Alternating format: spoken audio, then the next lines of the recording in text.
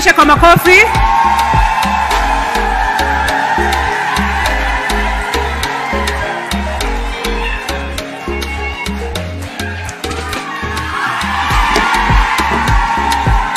Wamama hai. Wamama mpo. Your Excellency, the President of the Republic of Kenya,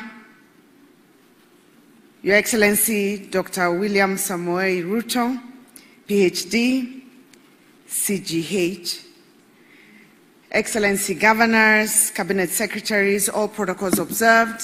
Last week in Homa Bay, I shared a quote from the Luo community that said, "Arung dako kileng," which meant a woman's throw never misses its target.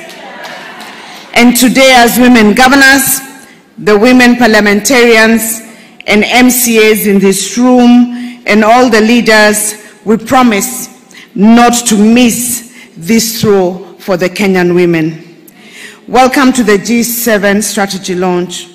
We're here to revolutionize women political participation in leadership in Kenya.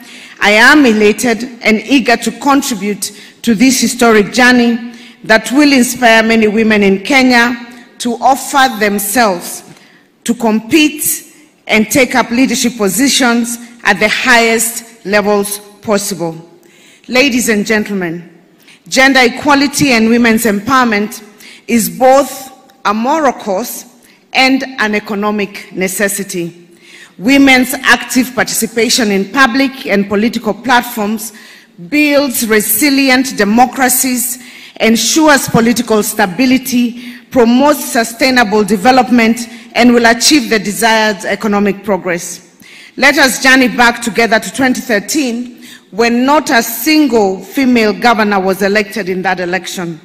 A marginal improvement was recorded in 2017, where 3 women were elected as governors. We unfortunately lost one of our sisters, the indomitable Her Excellency, the late Dr. Joyce Laboso. May her soul continue resting in peace. And at this moment, I would like us to bow down and take a moment of silence in her honor.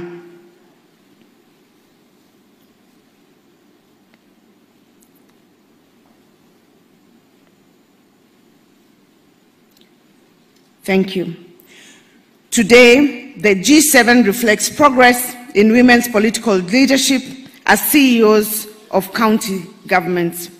Ladies and gentlemen, the G7 strategy is designed to accelerate equal and inclusive representation in decision-making and to model efficiency and accountable governance, as my colleagues have said.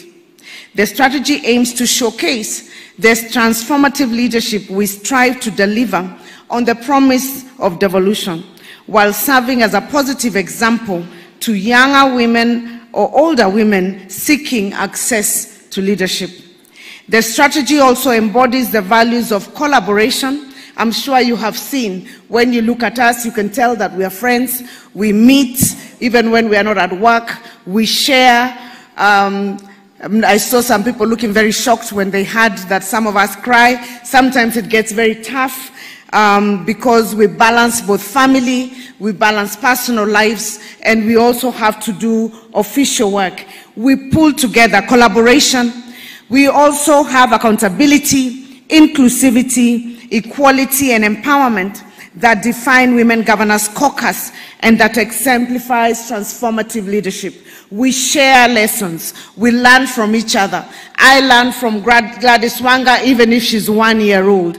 They learn from me. I learn from Susan. Everybody has something to give one another. And we sit down and say, how did you do that? Let's share your plans with me. Can I have that so that I don't have to start from the beginning? And we hold each other's hands, hoping that this will showcase women leadership to be exemplary and therefore motivate many other people to elect women leaders.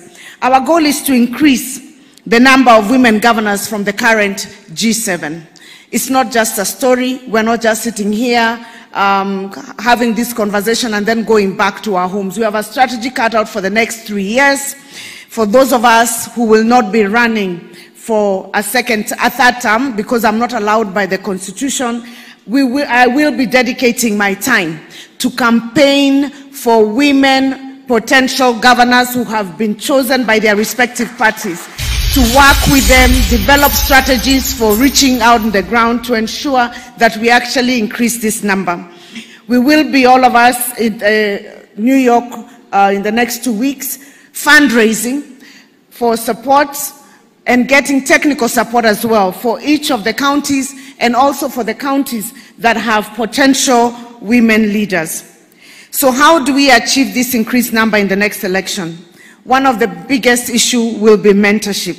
It is incredible to be surrounded by many smart, dedicated women who are changing the landscape of leadership. And all of us will be giving our time, even as we run for office a second time, to mentor others who are coming up. I would like to just share one thing that I learned from Governor Ngilu. It's something very basic, but I came from technocrats. I did not know anything about politics. I had no clue about politics. I just went in there. And I remember when we were going around campaigning for women and 2/3 gender, one day we were in Kakamega, I think, and we were sitting, and of course, because I was amongst the youngest politicians, so to speak, I was still very conscious, and I think even Wanga was there. We were trying to find seats, and I had managed to find a seat because I came very early. Being a technocrat, you know, you're told 8, you are 8 seated. So I had a seat, but some other men came, big men, powerful men. And so I was very intimidated, and I was a governor, mind you. I stood up to give a seat to a man. I'll never forget Governor Ngilu. She dragged me back down and told me, never ever give up your seat for a man.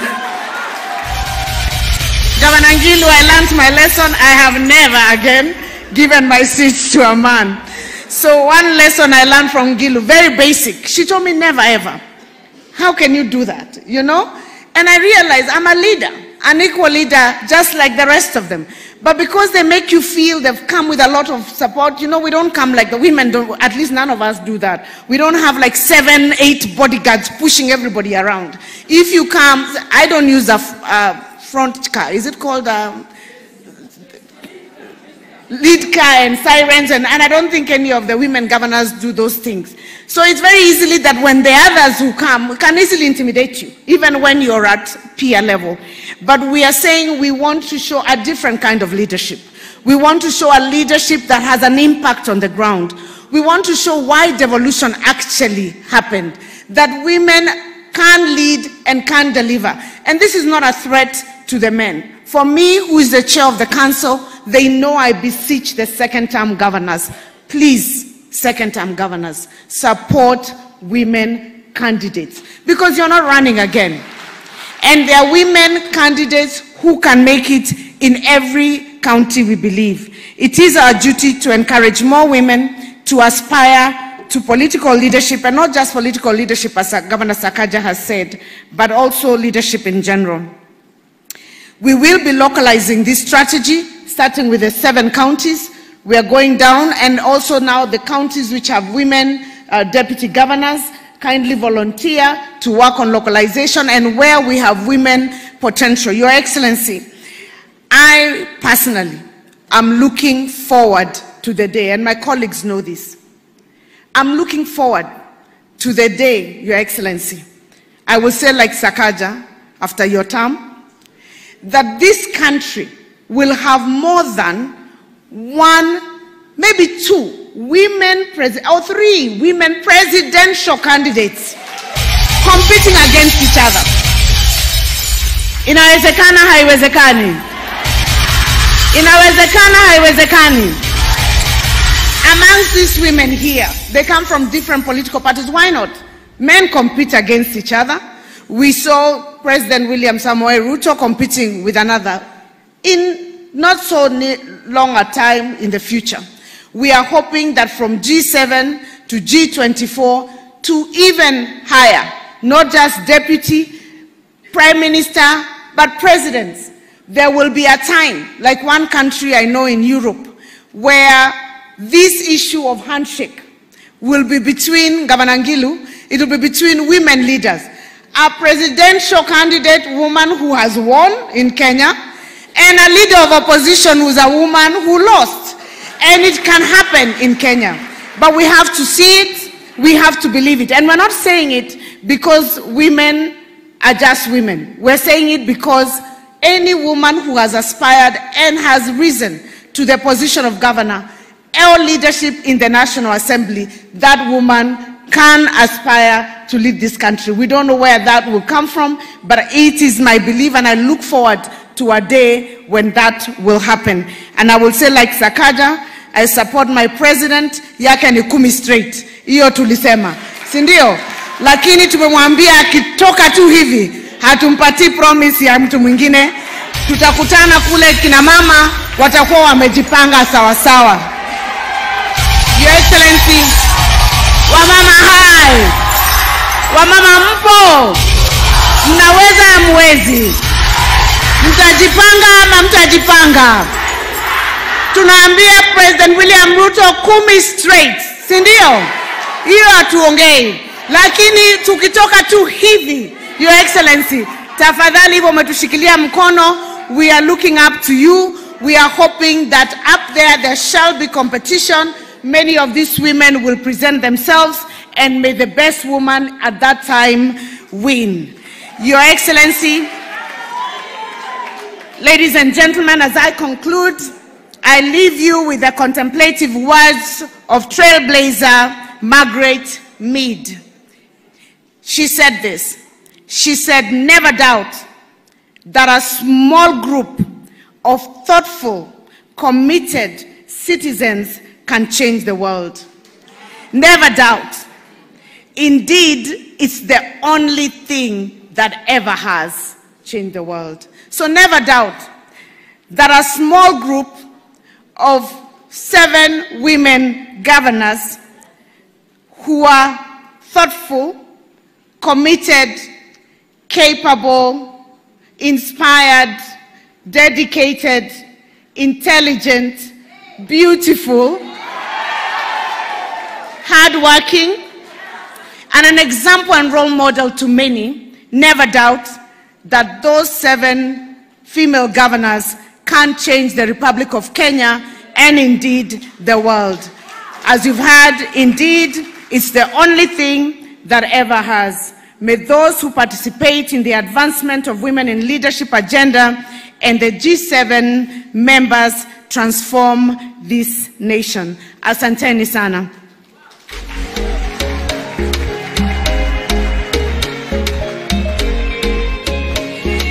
And now, it is my singular duty and honor to invite our role model, our president, our party leader for those of us who are in UDA, His Excellency William Samoei Ruto, PhD, to address this gathering. Tumkaribishe na makofi tafadhali.